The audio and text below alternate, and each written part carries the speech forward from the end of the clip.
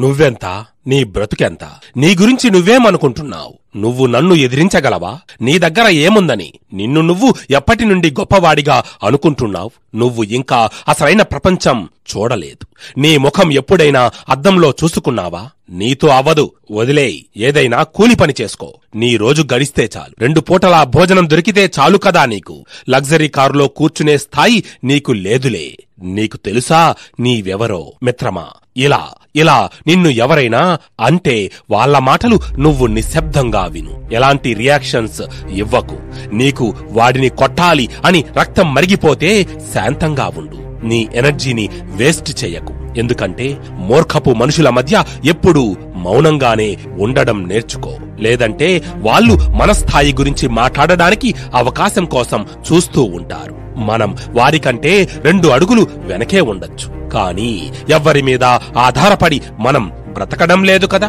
కాని ఒక్కటి గుర్తుపెట్టుకో, నీ దగ్గర ఈరోజు ఏమీ లేదేమో, కాని ఏదో ఒకరోజు నీ తెలివితో, నీ కష్టపడే మనస్తత్వంతో అందరి నోర్లు మూసేలా చెయ్యొచ్చు. నీ విజయం నువ్వు ఎక్కడి నుండి వచ్చావో దాన్ని బట్టి ఉండదు. నువ్వు దానికోసం ఎంత కష్టపడ్డావో, అది సాధించడానికి ఎన్ని నిద్రలేని రాత్రులను నువ్వు చూశావో అది నీకు మాత్రమే తెలుసు. జీవితంలో సక్సెస్ కోసం, దాని వెనకాలే వచ్చే పేరు కోసం ఈరోజు నువ్వు కష్టపడాలి. కేవలం ఆలోచనలతో కాదు, దాన్ని ఆచరణతో నేడే ప్రారంభించు.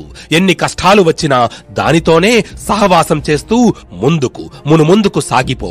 నీ బ్రతుకెంత అన్న వారికి నువ్వేంటో చూపించే సమయం వచ్చింది. తాతలు తండ్రులు సంపాదించిన సొమ్ముతో విర్రవీగే వారి మాటలకు కృంగిపోకు. నీతో నువ్వు గట్టిగా అనుకో, నేటికంటే రేపు నేను ఇంకా ఎదుగుతాను అని. ప్రతి నిమిషం మనకు జీవితంలో ఏదో నేర్పించడానికి ప్రయత్నిస్తుంది. కాబట్టి కష్టం వస్తే కృంగిపోకు. దాని నుండి మనం ఏం నేర్చుకోగలం అనే విషయాన్ని గ్రహించు. విజయ బాట పట్టు. ఒక్కటి గుర్తుపెట్టుకో మిత్రమా, ఏది అసంభవం కాదు.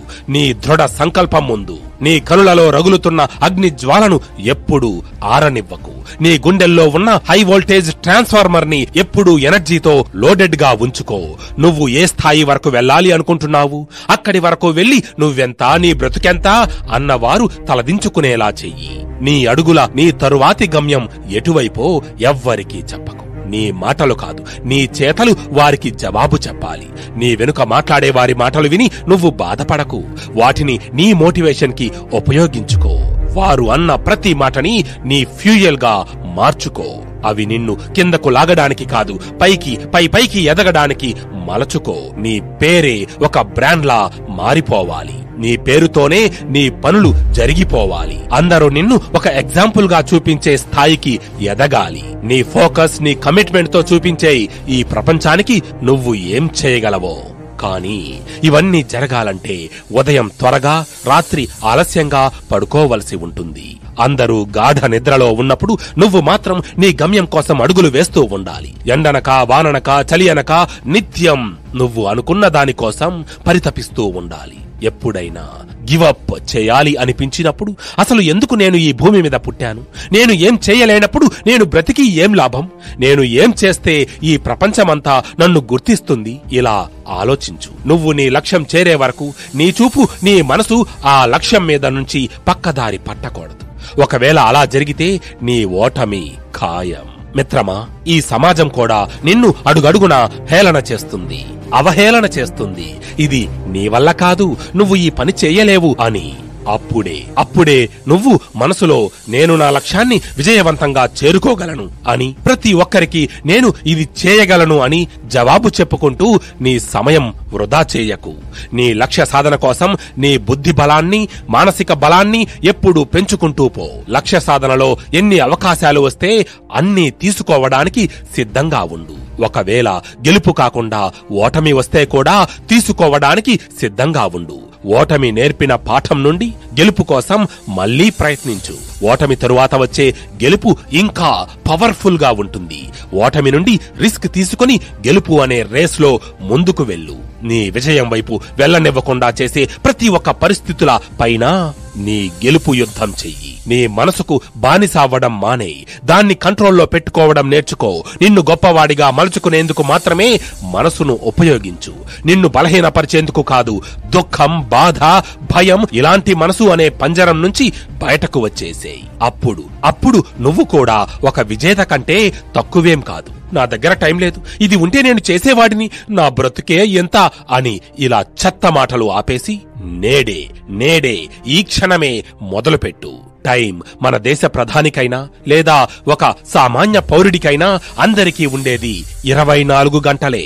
దాన్ని మనం ఎలా ఉపయోగించుకుంటాం అనేదే ఇక్కడ విషయం. కానీ ఇది నువ్వు అందరికంటే డిఫరెంట్ గా ఆలోచిస్తే మాత్రమే సాధ్యం. 140 కోట్లు కాదు 150 కోట్ల మందికి పైగా ఉన్న వారిలో నీకంటూ ఒక గుర్తింపు తెచ్చుకోవాలంటే వాళ్ళకంటే భిన్నంగా నువ్వు ఆలోచించాలి, ముందడుగు వెయ్యాలి. అప్పుడే వాళ్ళు నిన్ను ఎగ్జాంపుల్ గా చూపిస్తారు. మిత్రమా, ఈ ప్రపంచానికి నీ ముఖం, నీ రంగు, నీ జాతి, నీ బ్యాక్గ్రౌండ్ ఇవేమీ అవసరం లేదు. ఒక్కసారి నువ్వు సక్సెస్ అయితే చాలు. ఎందుకంటే అప్పుడు స్థాయి అలాంటి వాళ్ళు నువ్వు ఎంత కష్టపడి పైకొచ్చావు అనేది మాత్రమే చూస్తారు. అప్పుడు ఇలాంటి చిన్న చిన్న విషయాలు పట్టించుకోరు కూడా. నువ్వు ఏదైతే మొదలు పెట్టావో అది పూర్తి చేయడం కూడా నేర్చుకో. నిన్ను విన్నరని ఎప్పుడంటారో తెలుసా? నువ్వు ఫినిష్ లైన్ ని క్రాస్ చేసినప్పుడే.